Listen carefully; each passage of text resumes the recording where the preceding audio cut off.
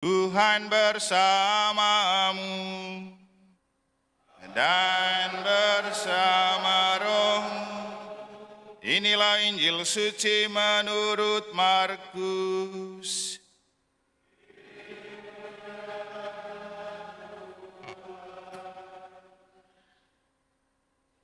Pada suatu hari dalam pengajarannya, Yesus berkata kepada orang banyak, "Hati-hatilah terhadap ahli-ahli Taurat yang suka berjalan-jalan memakai jubah panjang dan suka menerima penghormatan di pasar. Mereka suka duduk di tempat terbaik dalam rumah ibadat dan di tempat terhormat dalam perjamuan. Mereka mencaplok rumah janda-janda dan mereka mengelabui mata orang dengan mengucapkan doa yang panjang-panjang. Mereka ini pasti akan mendapat hukuman yang lebih berat." Pada suatu hari yang lain, sambil duduk menghadap peti persembahan, Yesus memerhatikan bagaimana orang banyak memasukkan uang ke dalam peti itu. Banyak orang kaya memberi jumlah yang besar. Lalu datanglah seorang janda miskin. Ia memasukkan 2 uang tembaga, yaitu uang receh terkecil. Yesus memanggil para muridnya dan berkata kepada mereka,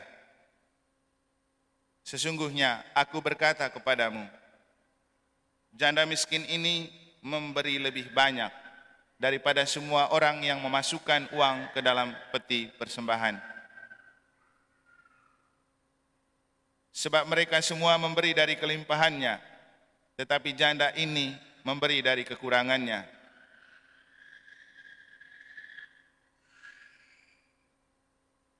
Semua yang dimilikinya, yaitu seluruh nafkahnya."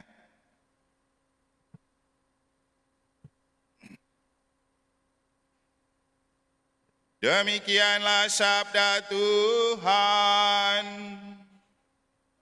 Terpujilah Kristus. Energizing your passion. Suster, frater, Bapak Ibu, saudara-saudari, adik-adik dan anak-anak sekalian yang saya kasihi dalam Tuhan. Ini adalah kalimat yang terus membingkai hati dan pikiran saya sejak kemarin saya turun dari pesawat dan langsung berhadapan dengan sebuah papan di depan pintu kedatangan yang bertuliskan Energizing your passion. Lalu ada gambar sepeda motor dan 2 orang pembalap. Saya sempat foto juga di situ karena bagus tempatnya. Tapi untuk saya ini sebuah kata-kata menarik dalam konteks Lombok. Lombok yang kita tahu kondisinya seperti apa. Yang menurut saya kita memang sangat haus dan rindu untuk passion. Passion itu bisa berarti rasa cinta yang mendalam, semangat yang mendalam, kemudian spirit yang kuat untuk menggapai suatu tujuan atau mengikuti sebuah kegiatan. Dan itu harus muncul dari kedalaman hati. Makanya dalam ajaran kita itu ada istilah compassion, rasa empati, rasa belas kasih yang mendalam. Dan untuk saya yang paling penting itu kenapa passion ini justru kita pakai untuk promosi MotoGP. Kenapa itu tidak kita maknai dalam konteks hidup beriman dan hidup bermasyarakat? Untuk energizing our passion.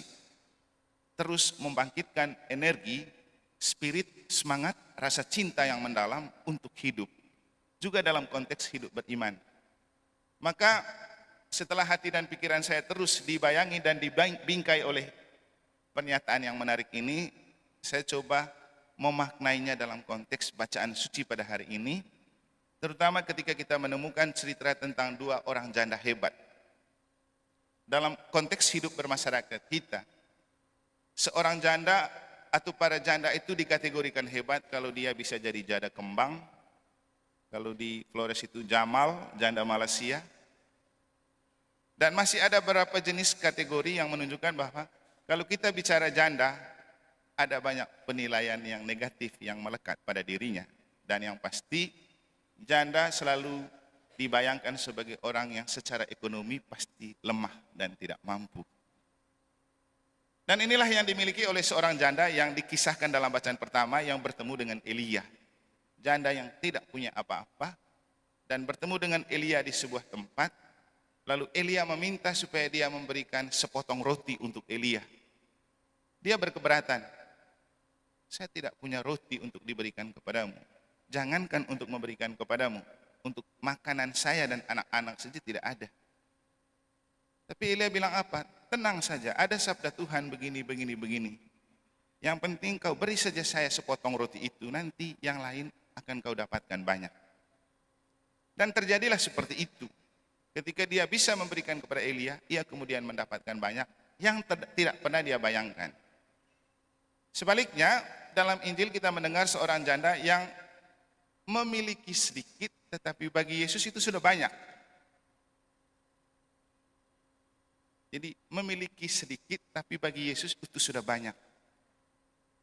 Bayangkan kata-kata Yesus ketika menemukan janda itu memasukkan 2 keping perak yang bagi dia cuman itu yang dia miliki. Tapi bagi Yesus itu banyak, padahal bagi kita itu sudah terbatas.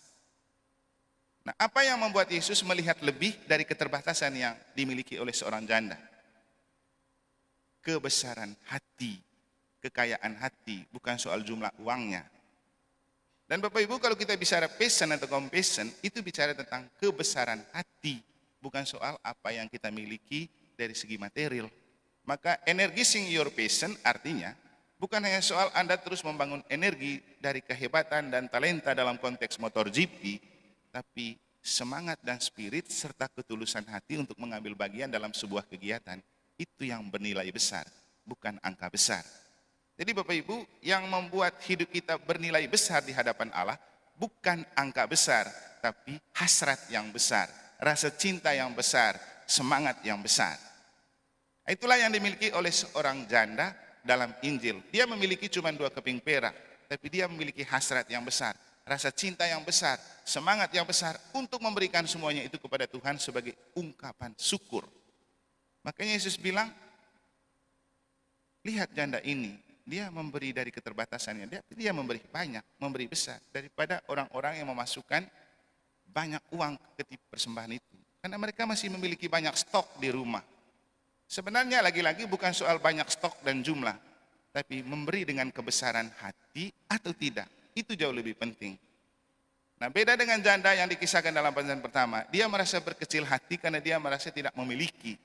Tapi Elia membangunkan dan membesarkan hatinya untuk mengatakan, kau beri dulu untuk Tuhan, nanti semua yang lain akan ditambahkan kepadamu. Dan saya rasa Tuhan Yesus sendiri pernah berbicara tentang itu. Dahulukan kerajaan Allah dan semua yang lain, maka dahulukan kerajaan Allah dan kebenarannya, maka semua yang lain akan ditambahkan kepadamu.